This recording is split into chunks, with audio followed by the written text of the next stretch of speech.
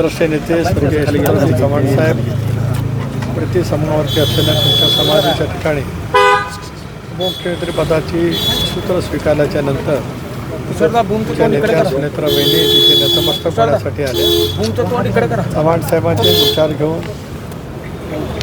आदरणीय दादांच्या नेतृत्वाखाली राष्ट्रवादी काँग्रेस पक्षाने गेल्या 2.5 वर्षामध्ये वाटचाल केली. चव्हाण साहेबांचा विचाराचा वारसा आणि दादाने आम्हाला दिलेला विचार हे पुढे महाराष्ट्राच्या व्यापक हितासाठी सुरू ठेवणं या कर्तव्याच्या भावनेतूनच उपमुख्यमंत्री म्हणून वहिनी या ठिकाणी आल्या, नतमस्तक झाल्या. रेणुताईंच्या चरणीसुद्धा नतमस्तक त्या ठिकाणी झाल्या आणि उद्याच्या महाराष्ट्राच्या भवितव्यासाठी अतिशय पूर्णपणाने योगदान वहिनींचं उपमुख्यमंत्री या नात्याने महाराष्ट्राला मिळेल असा आम्हाला सर्वांनाच विश्वास त्या निमित्ताने आहे. खरं तर हे सगळ्या घडामोडी होत असताना राष्ट्रवादीसारखा पक्ष पुन्हा एकदा भाजपला गिळून टाकला अशा पद्धतीचा आरोप संजय राऊतांनी केलेला आहे. कारण संजय राऊत काय म्हणतात त्याला मला फारसं महत्त्व द्यायचं नाही. राष्ट्रवादी काँग्रेस पक्षाने दादांच्या नेतृत्वाखाली निर्धारपूर्वक इंडियामध्ये सहभागी होण्याचा निर्णय घेतला आणि या निर्णयावरती राज्यातल्या 13 कोटी जनतेने विधानसभेच्या निवडणुकीमध्ये शिक्कामोर्तब केला आणि त्याच्यामुळे एनडीएमधील आमची सोबत जाण्याची जी भूमिका आहे ही अधोरेखित त्या ठिकाणी आहे. त्याच्यामुळे प्रत्येकजण आपापल्या परीने टीकाटिप्पणी करत असते. संजय राऊतांची सुद्धा टीकाटिप्पणी याच्यापेक्षा वेगळी असेल असं मला अभिप्रेत नाही. खुद्द शरद पवारांनीच असं सांगितलेलं आहे की विलिनीकरणाची चर्चा सुरू होती, मात्र राष्ट्रवादी काँग्रेस पक्षाच्याकडून एकही प्रतिक्रिया अजून त्याबाबत आलेली नाही. शरद पवार गटाकडून मात्र त्याबाबत अनेक प्रतिक्रिया आल्या. नक्की काय चर्चा सुरू होती का नव्हती सुरू? आणि विलिनीकरण मोबाईल 2 भाग स्पष्टपणाने याच्यामध्ये आहेत की विलिनीकरणाच्या संदर्भामध्ये ज्या पद्धतीने मी श्रद्धे साहेबांनी काय प्रतिक्रिया दिल्या त्याच्याबद्दल बिलकुल बोलत नाही, पण इतर सहकाऱ्यांच्या प्रतिक्रिया दिल्या त्या बारामतीमध्ये अंत्यसंस्कार होण्यापूर्वीच देण्याची त्यांनी सुरुवात केली. मला एवढंच विचारायचं की विलिनीकरण कुठल्या पक्षाचं कुठल्या पक्षात, विलिनीकरण कुठल्या पक्षाचं कुठल्या पक्षात याचा जर काय खुलासा किंवा याची माहिती, कारण काल शिंदेसाहेबांनी एकदम भावनिक होऊन शपथ घेऊन वक्तव्य केलं, त्याच्यामुळे जर काय कळलं तर नक्की त्या बाबतीमध्ये मला एका बाजूला दोन्ही राष्ट्रवादी एकत्र येण्याबाबत ही चर्चा इतकी पुढे गेलेली असताना हे एकत्र येऊ नये यासाठी कुठेतरी कट शिजवला गेला का एका गटाकडून अशी शंका देखील वडेट्टीवारांनी उपस्थित. वडेट्टीवार काय बोलतात त्यांना पहिलं चंद्रपूरचा महापौर काँग्रेसचा करू दे. काँग्रेस अंतर्गत पळावपळी करणाऱ्या वडेट्टीवारांनी आमच्या पक्षाबद्दल बोलण्याचा त्यांचा नैतिक अधिकार नाही आणि त्यांनी फारसं बोलण्याचा प्रयत्न करू नये. आज त्यांनी त्यांचा महापौर कोणा काँग्रेसचा नेमकं कोणा गटाचं होतं आहे त्याची पहिली काळजी घ्यावी आणि मग आमच्याकडे पाहावं. एक भाग. दुसरा भाग असा सर्वसाधारणपणाने की आम्ही राष्ट्रवादी काँग्रेस पक्ष म्हणून दादांच्या नेतृत्वाखाली राज्यामध्ये निवडणुका लढवल्या. 21 जागांच्यावरती आम्ही निर्वाचित झालो. राष्ट्रवादी विधिमंडळ काँग्रेस पक्ष मजबूत आहे, दादांच्या विचाराच्यावरती सिद्धांताच्यावरती वाटचाल करणार आहे. स्वाभाविकपणाने नेता निवडीचा अधिकार हा राष्ट्रवादी काँग्रेस पक्षाचा निवडून आलेल्या सदस्यांचा त्या ठिकाणी आहे. शेवटची इच्छा होती की दोन्ही पक्ष एकत्र यावं, आता दोन्ही पक्ष एकत्र येतील का? एक भाग असा आहे की मी वारंवार म्हटलं की आम्ही एनडीएमध्ये आहोत. एनडीएमध्ये आहोत म्हणजे एनडीए म्हणजे काय तर भारतीय जनता पक्ष मुख्य पक्ष आणि त्याचे मित्र पक्ष ते एनडीए. UPA म्हणजे काय तर काँग्रेस आणि काँग्रेसचे मित्र पक्ष म्हणजे देशामध्ये UPA. आज आम्ही एनडीएमध्ये आहोत म्हणजे भारतीय जनता पक्षाबरोबर सत्तेत आहोत, राज्याच्या सत्तेत आहोत, महाराष्ट्राच्या व्यापक हितासाठी सत्तेत आहोत, देश गतिमान करण्यासाठी आम्ही सत्तेमध्ये आहोत. हीच भूमिका दादाच्या नेतृत्वाखाली आम्ही सामूहिकरित्या घेतली. ते पुढं नेणं आमचं सर्वांचं कर्तव्य आहे. एक भाग. आता या विचाराची सुसंगत म्हणजे भारतीय जनता पक्ष प्रणित एनडीएमध्ये येण्याच्या संदर्भातली भूमिका ही ज्यांना सोबत यायचं आहे त्यांनी स्पष्ट करण्याची आवश्यकता आहे. राष्ट्रवादी काँग्रेस पक्षाची भूमिका दादांच्या नेतृत्वाखाली पूर्वीपासून ठरली, त्या पद्धतीने आम्ही निवडणुकीला सामोरं गेलो. निवडणुकीमध्ये यश मिळवलं. पण या सगळ्या आता शंका दोन्ही उपस्थित होत असताना आता दावा केला जातोय की ह्या सगळ्या 10-12 दिवस झाल्यानंतर आम्ही कधी कधी ह्या सगळ्या चर्चा झालेल्या होत्या त्या अगदी आणि काय काय चर्चा झालेल्या होत्या त्या अगदी पुराव्यासह आम्ही माध्यमांसमोर आणू किंवा समाजासमोर आणू असं जयंत पाटलांपासून ते अनिल देशमुखांपर्यंत एक असं आहे, जरूर तो बोलण्याचा त्यांचा प्रत्येकाचा अधिकार आहे, ते बोलतील त्यावेळेला.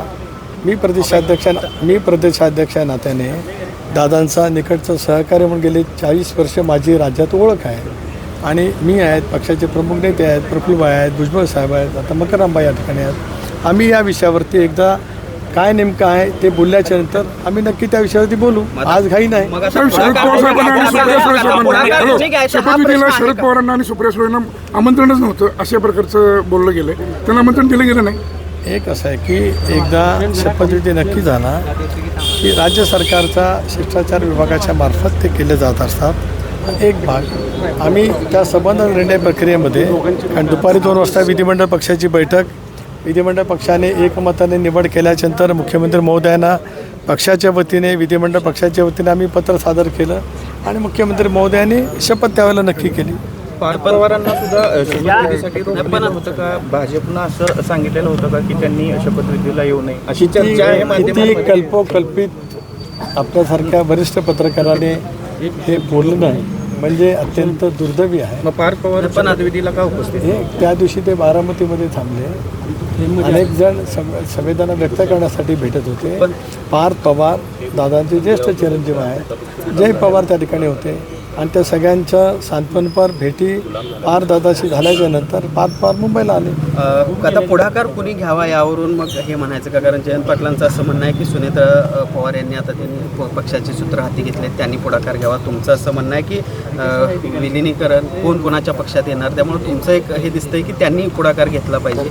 मग हे कुणी पुढाकार घ्यायचा यावरून मग थोडक्यात विलीकरण होणार का नाही? एक भाग असा आहे, मी वारंवार गेले 6 महिने म्हणत आलो, दादा असतानाच म्हणत आलो की एनडीएमध्ये आम्ही आहोत, म्हणजे भारतीय जनता पक्षाबरोबर सत्तेमध्ये आम्ही आहोत. या निर्णयाशी ज्यांची अनुकूलता असेल त्यांचा त्या संदर्भातला निर्णय त्यांनी करायचा आहे आणि तो केल्याच्या नंतर मग या बाबतीतली स्पष्टताही पुढे त्या ठिकाणी येईल. एकूणच या सगळ्या घडामोडीत तुम्ही आणि प्रफुल्ल पटेल विलन ठरत आहात. तुमच्याबद्दलचं एक वेगळं चित्र, तुम्ही भाजप तुम्हाला ऑपरेट करते अशा प्रकारचं एक चित्र निर्माण केलं जाते. नेमकं काय आहे? भारतीय जनता पक्ष देशातला एक प्रमुख पक्ष आहे. राष्ट्रवादी काँग्रेस पक्ष मित्र पक्ष म्हणून दादांच्या सहमतीने त्यासोबत झालेला आहे. भारतीय जनता पक्षाने आम्हाला आमच्या पक्षांतर्गत काय निर्णय घ्यावेत हे कधीही सांगितलेलं नाही. राष्ट्रवादी काँग्रेस पक्ष स्वतंत्र बाण्याचा, शिवशाहू फुले आंबेडकरांच्या सामाजिक समतेचा पक्ष, विचाराचा पक्ष आहे. आमचे निर्णय आम्ही त्या ठिकाणी घेणार.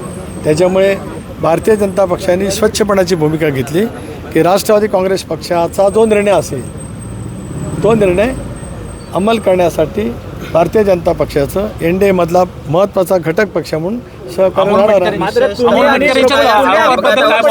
आणि प्रफुल्ल पटेल हे एकत्रीकरण विलिनीकरण होऊ देत नाही अशा प्रकारचं एक चित्र आहे. एक भाग असा आहे की मी मगाचपासून वारंवार या गोष्टीची स्पष्टता त्या ठिकाणी दिली की आम्ही स्वतंत्ररित्या निवडणूक एनडीएचे घटक म्हणून त्या ठिकाणी लढवली, आम्ही जिंकून आलो.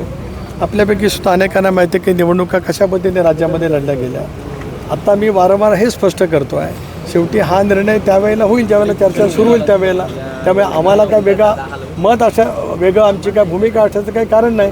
आम्ही सुद्धा दीर्घकाळ दादांच्या समेत राहून राष्ट्रवादी काँग्रेस पक्षाची नव्याने घेतलेल्या भूमिका ठळकपणाने महाराष्ट्रामध्ये अंमलबजावणी करण्यासाठी आम्ही मेहनत घेतलेली आहे. आम्ही दीर्घकाळ काम केलेलं आहे. एकेकाळी 2014मध्ये मी पक्षाचा अध्यक्ष आदरणीय पवारसाहेबांनी नेमला होता.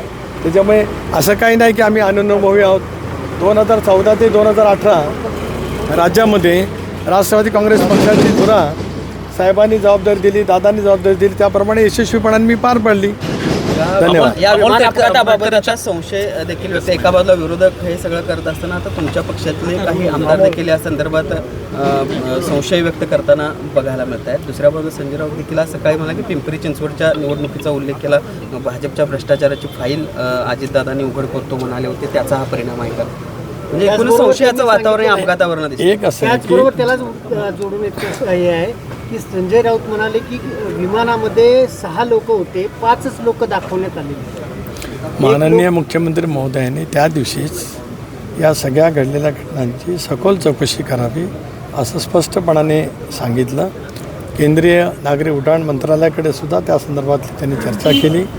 त्या विभागाचे मंत्री, केंद्रीय मंत्री नायडू, त्याचबरोबर ते मुरली अण्णा मोहोळ यांनी सुद्धा या बाबतीमध्ये सांगितलं ब्लॅक बॉक्स सापडलेला आहे, त्यामुळे त्यातलं सत्य बाहेर आलंच पाहिजे आणि महाराष्ट्रातल्या जनतेसमोर ते गेलं पाहिजे. ही राष्ट्रवादी काँग्रेस पक्षाची सुद्धा भूमिका आहे. धन्यवाद.